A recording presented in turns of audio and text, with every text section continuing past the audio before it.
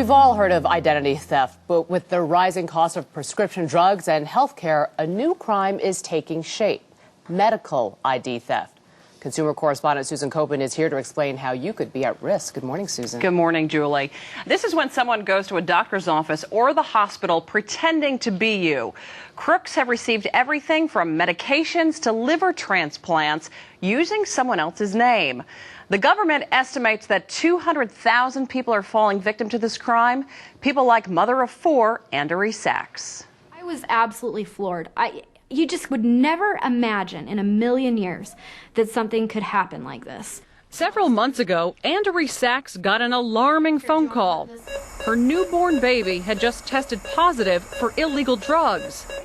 Problem is, Andorie hasn't given birth in years. As much as I denied it, they just kept insisting that, yes, I was the mother of this child. There was nothing that I could say to get out of it. To make matters worse, authorities showed up at her door the next day, calling her an unfit mother and threatening to take away all four of her kids. When you know you're innocent and you didn't do anything wrong, it just absolutely, I was in tears. I was a wreck. Turns out, Andorie was the victim of medical ID theft. Someone had stolen her driver's license, walked into a hospital, and had a baby, leaving Andorie with a $10,000 bill and a fight to clear her name. Do you think it's a big problem? It's a huge problem. Chris Dorn is a fraud expert with Ingenix, a company that tracks medical ID theft cases.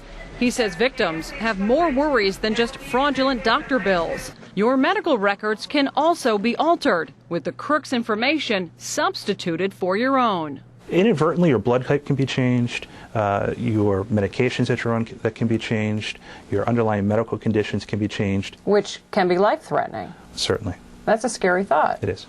To crack down on the problem, some hospitals like this one outside Hartford, Connecticut, are now asking patients for proof of identification.